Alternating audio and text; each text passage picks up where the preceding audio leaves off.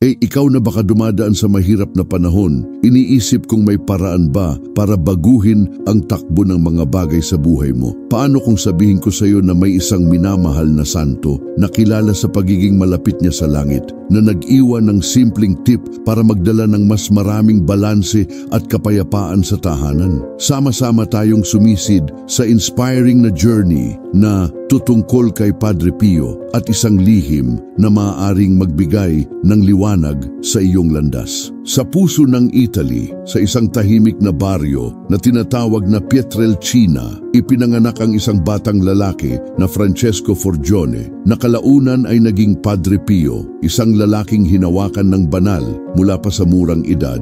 Sa edad na 5, nakikipag-usap na siya sa mga figurang mula sa langit tulad ni na Jesus at Maria sa mga visyon na humubog sa kanyang buong buhay. Ang simpleng lugar na to na may berdeng burol at lumang simbahan ay perpektong entablado para sa isang taong nakatakdang gabayan ang mga nawawalang kaluluwa. Namuhay si Padre Pio sa mahihirap na panahon tulad noong World War II, kung saan ang gutom at kakulangan sa resources ay sumusubok sa pananampalataya ng lahat. Pero nakikita niya ang lampas sa nakikita, nauunawaan na ang espiritual na mundo ay nakakaapekto sa araw-araw, kasama na ang mga isyu tungkol sa pera at seguridad sa tahanan. Si Padre Pio ang puso ng kwentong to, isang mapagpakumbabang gabay na hinihimok ng pagmamahal sa kapwa at pagsunod sa banal. Gusto niyang tulungan ang mga tao na makakonekta sa Diyos sa praktikal na paraan, gamit ang mga bagay sa pang-araw-araw para palakasin ang paniniwala. Sa tabi niya, lumilitaw ang mga figura tulad ni Ana Bianchi, isang ina ng pamilya na lumalaban para buhayin ang mga anak sa gitna ng krisis, hinihimok ng pag-asa sa mas magandang kinabukasan. O si João Silva, isang ordinaryong manggagawa na nakikita ang kanyang bills na naiipon, naghahanap ng lakas sa panalangin para malampasan ang bigat ng kawalan ng katiyakan. Ang mga debotong to ay kumakatawan sa atin lahat na may taus-pusong pagnanasa sa proteksyon at katatagan, hinihimok ng tiwala na naririnig ng langit ang ating mga kahilingan. Ang malaking hamon dito ay yung pakiramdam na invisible na blockage, parang may pader na naghihiwalay sa iyo sa mga oportunidad na nararapat dumating. Maraming tao ang nagtatrabaho ng husto, matapat, pero nararamdaman na ang abundance ay lumalayo, habang ang iba ay parang nakaka-touch ng ginto ng walang effort. Ito'y isang dilema ng espiritu. Paano masira yung barrier na nagdadala ng kakulangan, alalahanin at kahit away sa bahay? Alam ni Padre Pio na ang sagot ay nasa pag-iisa ng pananampalataya at simbolikong aksyon na ginagawang bukas ang tahanan para sa mabuti. Nagsisimula ang kwento na mag-unravel kapag si Padre Pio sa kanyang mahahabang gabi ng panalangin ay tumatanggap ng insights tungkol sa mga elemento ng kalikasan na may malalim na kahulugan. Nakikita niya ang kanela hindi lang bilang mabangong amoy, kundi bilang simbolo ng blessing na nabanggit sa mga ancient na text ng Biblia tulad sa Exodo, Kabanata 30, verses 23 hanggang 25, kung saan ito bahagi ng sacred mixture para sa pag-anoint ng special places. Sa Proverbs 7, verse 17, ito'y nagpapabango sa mga lugar ng pagkakaisa, at sa Song of Songs 4, verse 14, ito'y nag-evoke ng sweetness ng eternal love. Sa Revelation 18, verse 13, lumilitaw ito sa gitna ng mga precious items na nagpapakita ng timeless value nito. Ang mga reference na to ay nagpapabago sa laro dahil ginamit ni Padre Pio ang mga ito para gabayan ng mga tao. Noong digmaan, ang mga pamilyang sumusunod sa kanyang salita ay naglalagay ng kanela sa key points ng tahanan, at di nagtagal, nakikita nila ang changes. Isang trabaho na lumilitaw bigla, isang tulong na dumadating ng hindi inaasahan. Halimbawa si Ana Bianchi, pagkatapos ng ilang araw ng panalangin, nakita niya ang isang matandang kaibigan na nag-o-offer ng partnership sa small business na nagpapagaan sa kanyang utang. Si João Silva, na nananalangin ng taos-puso ay natuklasan ang isang forgotten talent sa handicraft na naging source of income.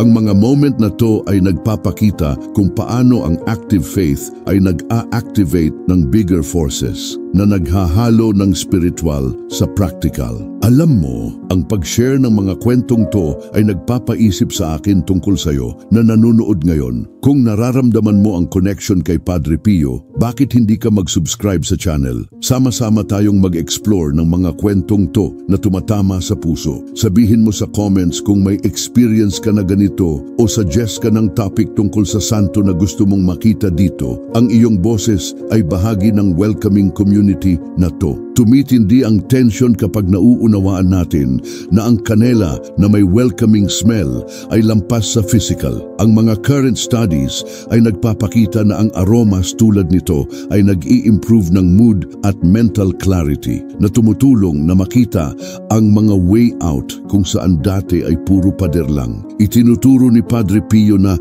kung ginamit ng may pure intention, ito'y nag-create ng shield laban sa bad energies na nag-i-invite sa positive na pumasok. Sa ancient tradition kung saan nanggagaling ang ating belief, ang kanela ay sinusunog sa temples para purihin ang hangin na sumisimbolo sa presence ng sacred. Para i-activate to sa iyong tahanan, iminumungkahi ni Padre Pio ang isang careful ritual.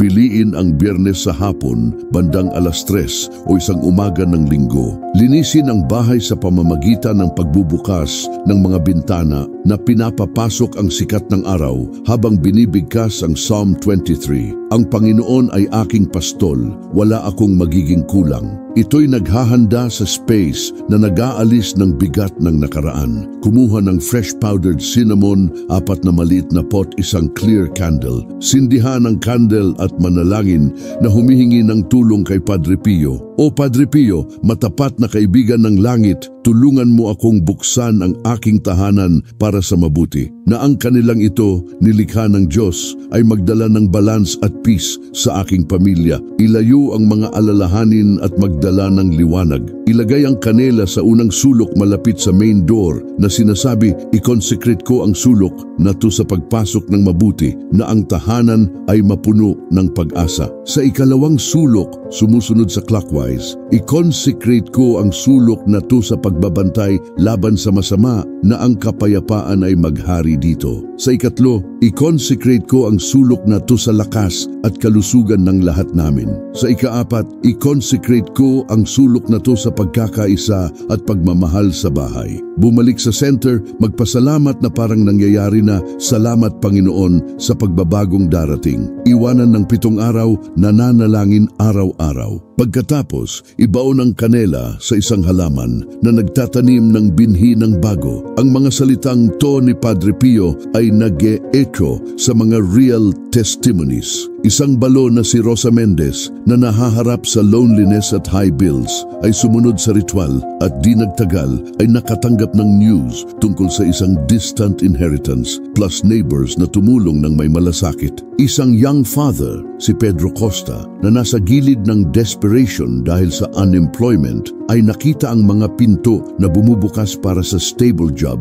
pagkatapos ng ritual na nararamdaman ang calmness na nagbago ng lahat. Isipin mo, to bilang invitation para sa divine na pumasok sa iyong routine. At kung nararamdaman mo ang touch nito, sumali ka sa amin sa pamamagitan ng pag-subscribe sa channel. Share sa comments ang iyong story kay Padre Pio o isang idea para sa next video. Let's build this network of faith together from heart to heart. Ang mensahe na natitira ay na ang Diyos ay gustong maging pinakamahusay para sa iyo at simpleng gestures of belief ay makakapag-unlock ng nuts. Pinapaalala ni Padre Pio na ang abundance ay dumadating para maging mas generous tayo na tumutulong sa iba. Gawin ang ritual ng may bukas na puso at tingnan ang transformations. Ngayon, kung ang kwentong to ay nag-resonate sa iyo, panoorin ang susunod tungkol sa isa pang advice ni Padre Pio na may bawang para sa wisdom sa tahanan. I-click doon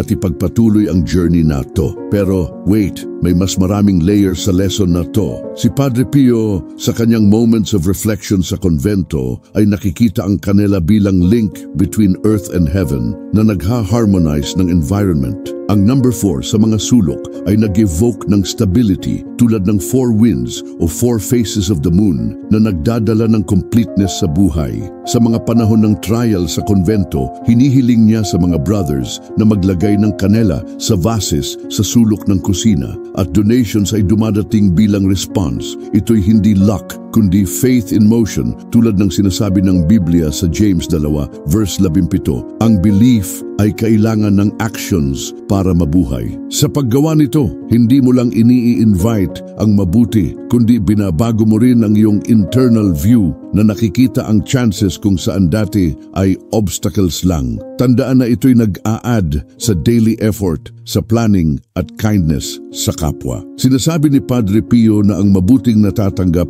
ay dapat dumaloy sa iba na ginagawa tayong channels of light. Isa pang story, isang guro na si Lucia Ferreira na lumalaban sa low salaries ay ginawa ang ritual at natuklasan ang isang online course na nag-promote sa kanya plus friends na sumuporta sa extra projects. Nararamdaman niya na ito'y ang divine touch through Padre Pio. At ikaw na nakarating dito, alam mo na ang mga narrative na ito ay para i-inspire ang action. Subscribe sa channel para sa more contents like this. Sa comments, ibahagi ang iyong experience kay Santo o mag-propose ng topics. Ang iyong participation ay nag-e-enrich sa ating spiritual family. Ang kwento ni Padre Pio at ng kanila ay nagdadala sa atin na mag-reflect tungkol sa kung paano ang small gestures na ginawa ng may pusong puno ng tiwala ay makakapagbukas ng doors na hindi natin inaakala. Bawat sulok ng bahay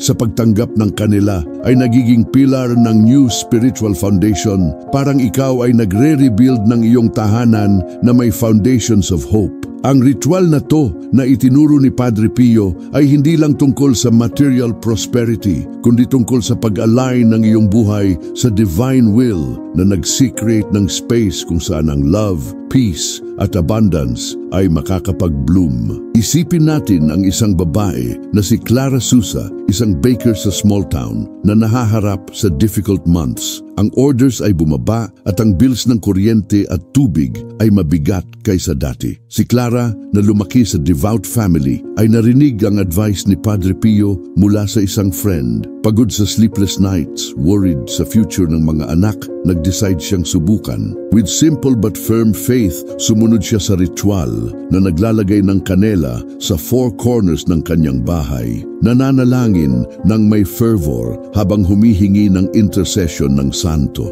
Mga araw pagkatapos, isang old client na hindi nag-o-order ng years ay dumating na may big order para sa wedding. Higit pa rito, nagsimulang makatanggap si Clara ng invites sa local fairs kung saan ang kanyang cakes ay naging hit. Sinasabi niya na may shy smile na nararamdaman niya ang new lightness sa air, parang ang bahay ay humihinga ng relief.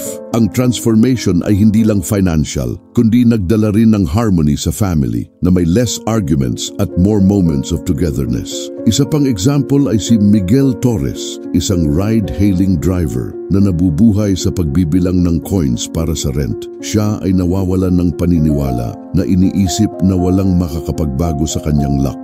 Pero sa pag-watch ng isang testimony tungkol kay Padre Pio, nag-decide siyang itry ang ritual ng kanela kahit hindi niya lubos na nauunawaan. Sa loob ng 7 days ng ritual, nananalangin siya ng Psalm 23 na may sincerity na hindi niya naramdaman ng matagal. Sa 4th day, isang passenger sa pagdinig ng kanyang story ay nag-offer ng referral para sa fixed job sa transport company. Si Miguel ay nanunumpa na. Sa pagpasok sa car that day, nararamdaman niya ang faint smell ng kanila kahit wala siyang dala. Naniniwala siya na ito'y sign na si Padre Pio ay naroon na gumagabay sa kanyang steps. Ang mga testimony na ito ay nagpapakita na ang power ng ritual ay hindi sa object kundi sa intention at openness ng heart. Si Padre Pio na may kanyang wisdom ay nauunawaan na ang kanila na karaniwan sa kusina ay may ancient symbolism na ginamit ng peoples na nakikita ito bilang channel sa sacred. Sa Biblia, lumilitaw ito sa context ng purification at offering tulad sa Exodo kung saan ito'y nagki-consecrate ng space para sa Diyos. Sa modern times, ang science ay nagki-confirm na ang kanyang aroma ay nag-i-stimulate ng positive emotions na tumutulong sa mind na magbukas sa new possibilities. Parang ang kanela na may simplicity ay reminder na ginagamit ng Diyos ang ordinary para gumawa ng extraordinary things. Ngayon, mag-pause ka sandali at isipin, paano kaya ang iyong buhay kung alisin mo ang mga blockage na nagho-hold sa'yo? Kung nararamdaman mo na ang message na to ay may sense, sumali ka sa aming journey. Subscribe sa channel at share sa comments kung naramdaman mo na ang presence ni Padre Pio sa iyong buhay o kung may topic tungkol sa kanya na gusto mong i-explore. Ang iyong story ay makaka-inspire sa iba at gusto naming marinig ka. Ang ritual tulad ng itinuro ni Padre Pio ay nangangailangan ng care at faith. Piliin ang quiet moment, preferably at 3 in the afternoon ng Friday, ang hour of divine mercy, o sa morning ng Sunday, day of renewal.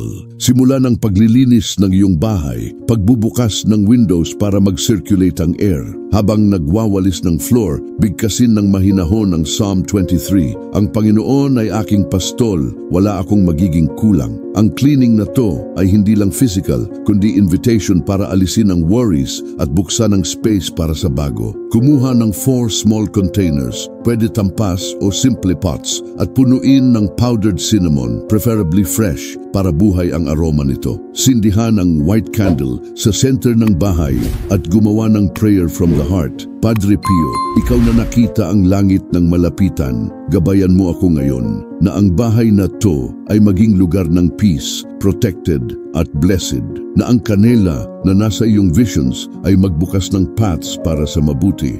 Pumunta sa sulok na pinakamalapit sa main door at ilagay ang unang pot na sinasabi, ang sulok na to ay para sa hope, na ang divine light ay pumasok dito. Sa ikalawang sulok, sumusunod sa clockwise, ang sulok na to ay para sa protection, na walang masama ang makakaapekto sa tahanan na to. Sa ikatlo, ang sulok na to ay para sa health, na lahat dito ay magkaroon ng strength. Sa ikaapat, ang sulok na to ay para sa love, na ang unity ay lumago sa amin. Bumalik sa center, tingnan ang candle at magpasalamat na may confidence. Salamat Diyos sa pagdinig ng aking prayer. Alam ko na ang change ay nagsimula na. Iwanan ang kanela sa sulok ng 7 days, time na sumisimbolo sa completeness sa Biblia. Sa period na to, manalangin araw-araw, baka ang rosary na humihingi ng clarity para makita ang opportunities na inilalagay ng Diyos sa iyong path.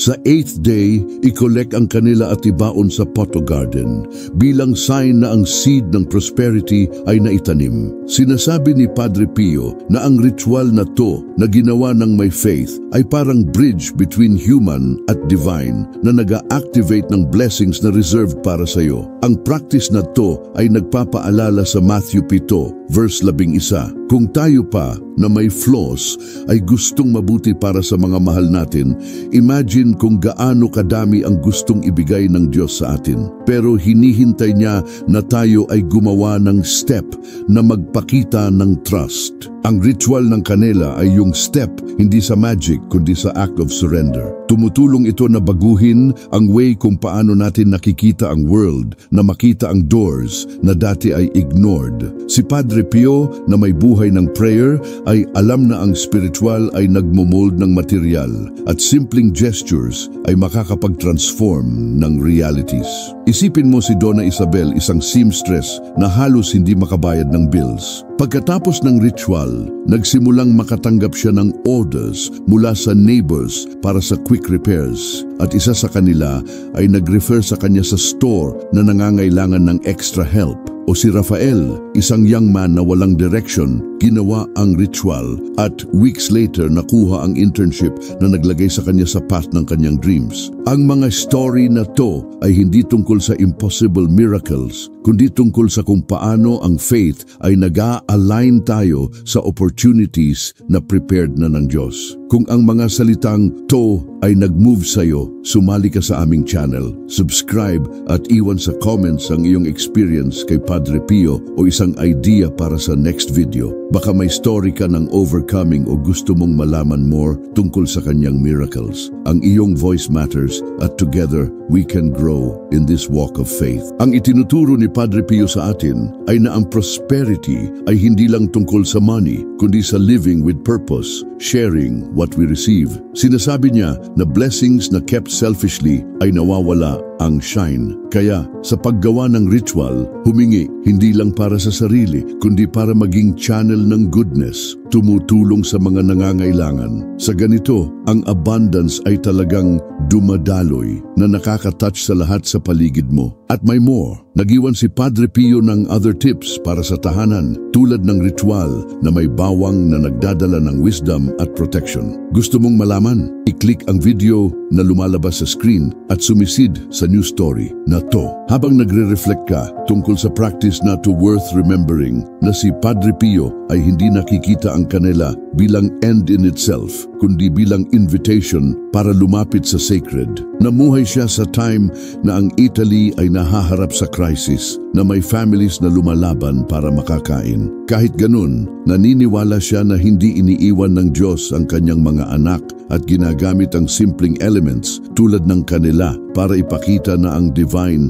ay present sa everyday. Sa kanyang advices, hinihiling niya sa mga tao na gawin ang mga gestures na tunang may pure heart, nang hindi naghahanap ng riches for vanity, kundi para matugunan ng needs at tulungan ng kapwa. Ang strength ng number 4 na ginamit sa sulok ng bahay ay may special weight rin. Sa Christian tradition, ito'y kumakatawan sa totality, ang 4 Gospels, 4 directions of the compass, 4 seasons. Sa pag-consecrate ng sulok ng tahanan, ikaw ay symbolically na nagpo-protect ng all aspects ng iyong buhay. Parang nagbubuild ng spiritual fortress kung saan ang peace at prosperity ay makakasettle. Si Padre Pio sa kanyang moments of prayer sa konvento ay ginagamit ang principle na to para bless ang spaces kung saan siya nakatira, at ang friars ay nagkukwento na pagkatapos ng mga gestures na to, supplies ay dumadating mula sa unexpected places, tulad ng donations mula sa mga taong hindi nila kilala. Ang connection na to between physical at spiritual ay ang nagpapaganda ng ritual.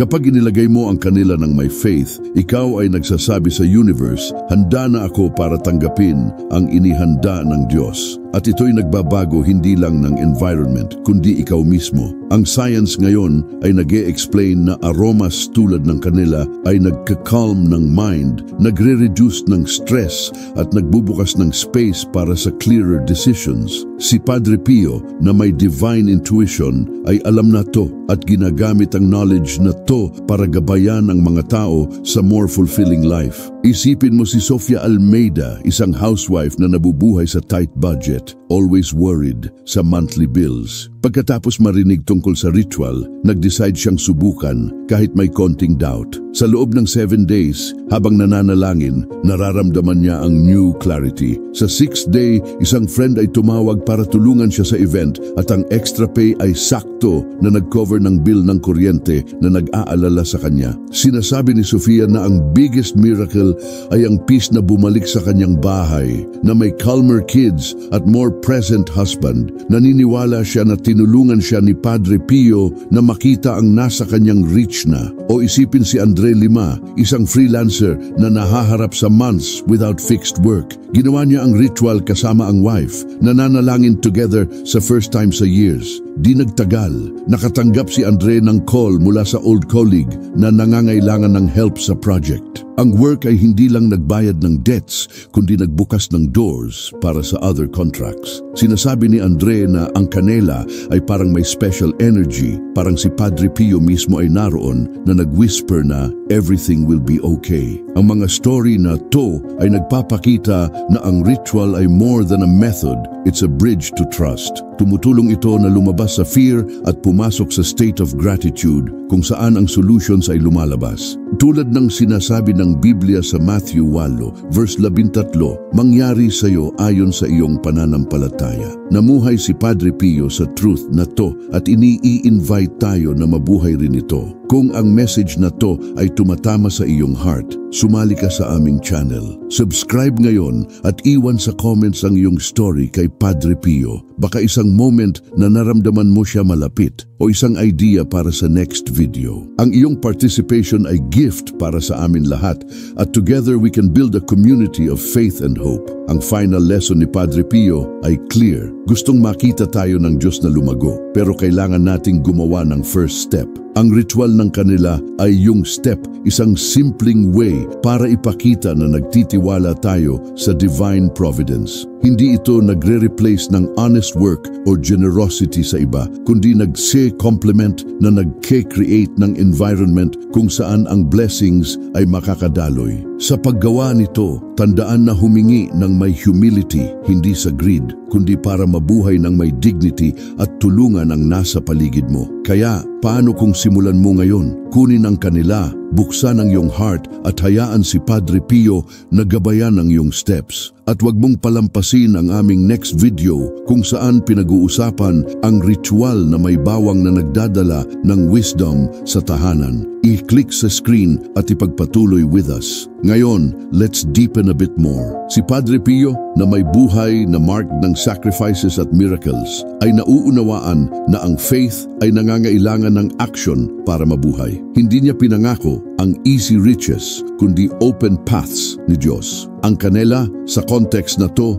ay parang key na nagtuturn ng lock ng heart na pinapalitan ang fear ng trust. Kapag ginawa mo ang ritual, ikaw ay nagsasabi sa sarili at sa heaven na naniniwala ka sa something bigger, na handa kang iwan ang bigat ng scarcity. Ang idea ng transformation na to ay central sa story ni Padre Pio. Namuhay siya sa simple konvento kung saan madalas kulang ang basic. Kahit ganun, ini-orient niya ang friars na panatilihin ang gestures of faith tulad ng paglagay ng kanila sa sulok ng pantry, hindi sa superstition, kundi para remember na laging nagpo-provide ang Diyos. At nagpo-provide, baskets of food ay dumadating, benefactors ay lumalabas, at ang konvento ay nagpapatuloy. Ang mga story na to na passed from generation to generation ay nagpapakita na ang faith ay nagmo-move ng mountains o at least nagbubukas ng doors na parang locked. Isipin kung paano ito apply ngayon. Nabubuhay tayo sa fast world kung saan ang bills ay hindi tumitigil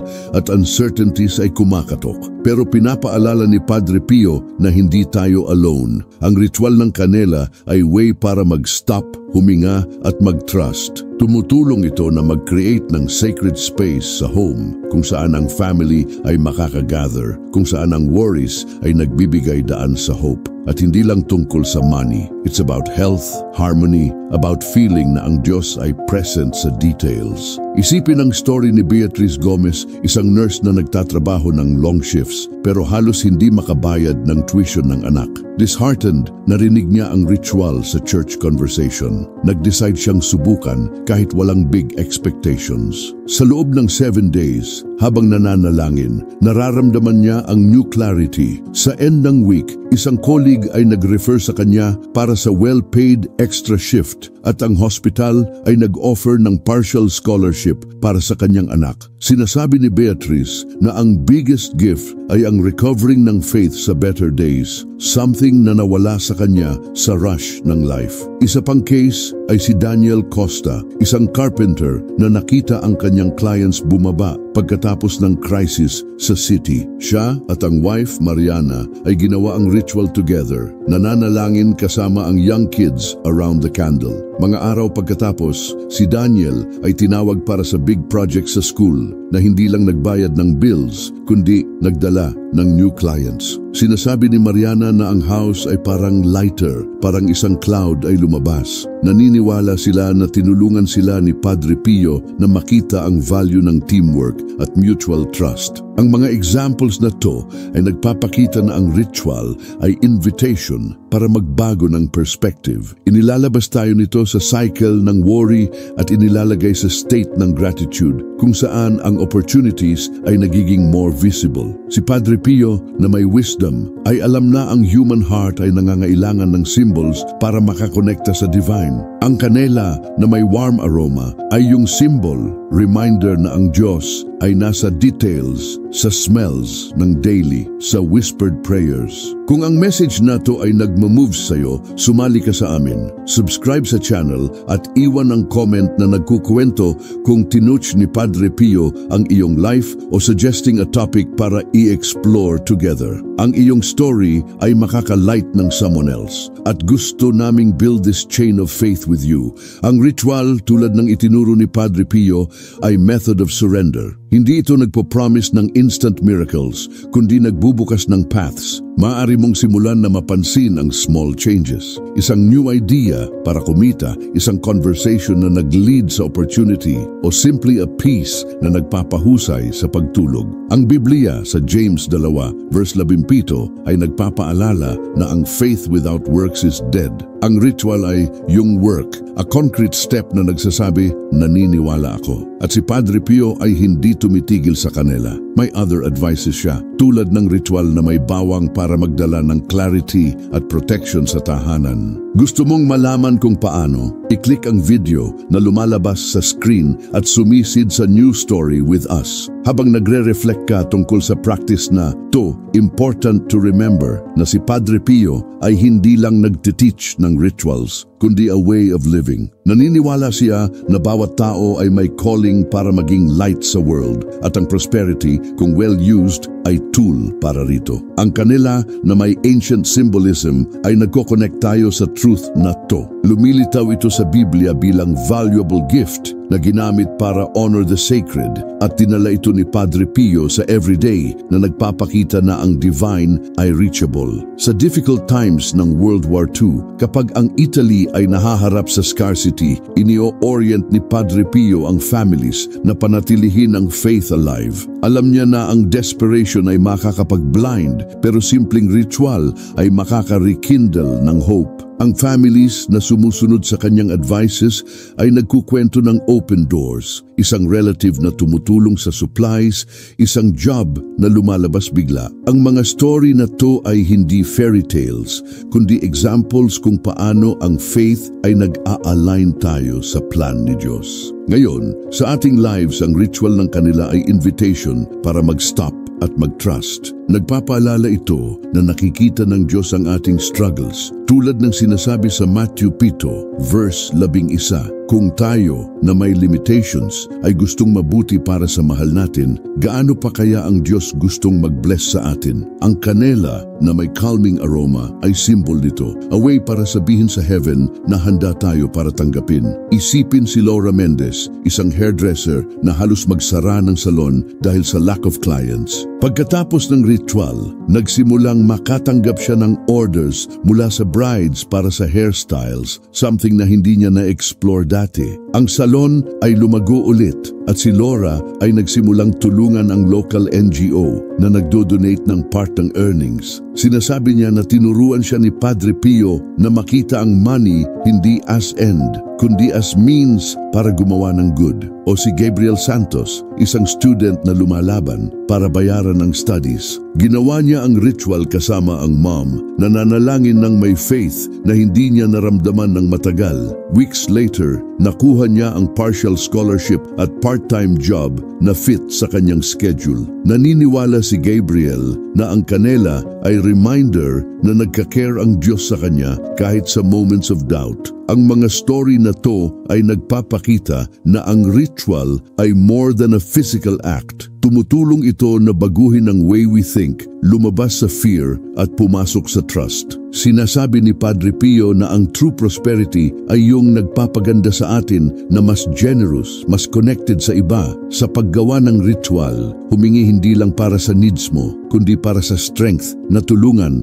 ang nasa paligid mo. Kung ang mga salitang to ay tumatama sa iyo, sumali ka sa aming community, subscribe sa channel at share sa comments kung paano lumitaw si Padre Pio sa iyong life o what topic gusto mong makita. Ang iyong story ay makaka-inspire sa someone at gusto naming marinig ka. Ang ritual ng kanila ay invitation para mag-trust, mag-act, mag-believe na ang Diyos ay nasa tabi mo. Hindi ito nagre-replace ng daily effort, kundi nagkiki-complement na nagki-create ng space kung saan ang blessings ay makakadaloy. Gawin ang ritual ng may open heart at observe kung paano ang things ay nagsisimulang magbago. Baka hindi tulad ng inaasahan mo, kundi tulad ng plan ni Diyos. At may more, nag-iwan si Padre Pio ng other practices tulad ng ritual na may bawang na nagdadala ng wisdom at protection. Gusto mong matuklasan? I-click ang video sa screen at ipagpatuloy ang journey with us. Habang iniisip mo ang invitation na to worth remembering na namuhay si Padre Pio para ipakita na ang faith ay practical, alive, something na nagmamanifest sa details ng daily life. Hindi niya pinangako ang magical solutions, kundi open paths ni Diyos through simpleng gestures. Ang kanela na may warming aroma ay isa sa mga paths na to, a symbol na ang divine ay present kahit sa most common things. Sa kanyang days sa konvento, nahaharap si Padre Pio sa same difficulties tulad ng maraming families, uncertainties, lack of resources, hard times. Pero hindi siya sumuko. Ini-orient niya ang friars na panatilihin ang gestures of faith tulad ng paglagay ng kanela sa sulok ng pantry at ang konvento ay laging nakakatanggap ng kailangan, minsan sa ways na unexpected na only divine work. Ang mga story na to ay nagpapaalala na nagwo-work ang Diyos behind the scenes kahit hindi natin nakikita. Ngayon, sa ating lives, ang ritual ng kanila ay way para makakonekta sa truth na to. Tumutulong ito na mag-create ng home kung saan ang peace ay naghahari, kung saan ang worries ay nababawasan, kung saan ang family ay nagkakaisa. At hindi lang tungkol sa money, it's about feeling na ang Diyos ay present, caring for every detail. Isipin si Ana Clara, isang merchant na nakita ang sales bumaba pagkatapos ng flood sa city. Desperate, narinig niya ang ritual sa prayer group. Ginawa niya ng may care, nananalangin kasama ang young kids na naisip na curious ang smell ng kanila. Mga araw pagkatapos, isang client ay nag-refer sa kanya para sa big event at ang sales ay lumago ulit. Sinasabi niya na ang biggest miracle ay makita ang family united, praying together, something na hindi nangyari ng years. O si Felipe Moura, isang mechanic na nahaharap sa high debts. Ginawa niya ang ritual kasama ang wife, humihingi hindi lang ng money kundi ng clarity. Sa third day, isang friend ay tumawag para sa temporary project na nagbayad ng urgent bills. Naniniwala si Felipe na tinulungan siya ni Padre Pio na makita na ang faith ay like a light na nag-i-illuminate ng next step. Ang mga testimony na to ay nagpapakita na ang ritual ay invitation para mag-trust, mag-act, mag-believe na ang Diyos ay nasa tabi mo. Tulad ng sinasabi sa Matthew 8, verse 13, mangyari sa iyo ayon sa iyong pananampalataya. Namuhay si Padre Pio sa truth na to at ini-invite tayo na mabuhay rin ito. Kung ang message na to ay nag-move sa iyo, sumali ka sa aming channel. Subscribe ngayon at iwan sa comments ang iyong story kay Padre Pio o isang idea para sa next video. Ang iyong voice ay part ng chain of hope na to at gusto naming marinig ka. Ang itinuturo ni Padre Pio sa atin ay na ang true prosperity ay yung nagpapaganda sa atin para sa sarili natin, para sa families, para sa world. Ang ritual ng kanela ay isang step, a method of faith na nagbubukas ng doors. Gawin ng may open heart, humingi ng may humility at maging ready na makita ang changes. Baka isang new idea, unexpected opportunity o simply a peace na nagpapahalaga sa lahat. At huwag mong palampasin ang next video kung saan pinag-uusapan ang ritual na may bawang na nagdadala ng wisdom at protection sa tahanan. I-click sa screen at ipagpatuloy with us. Para i-close, tandaan, itinuturo ni Padre Pio na ang faith ay daily path. Ang kanila ay symbol lang, A way para sabihin sa heaven na nagtitiwala ka. Ang true miracle ay nangyayari kapag binubuksan mo ang sarili sa Diyos. Kapag naniniwala ka na nagka-care siya sa iyo. Gawin ang ritual ng may love, may intention at tingnan kung paano ang iyong home, iyong family at iyong life ay nagsisimulang mag-transform.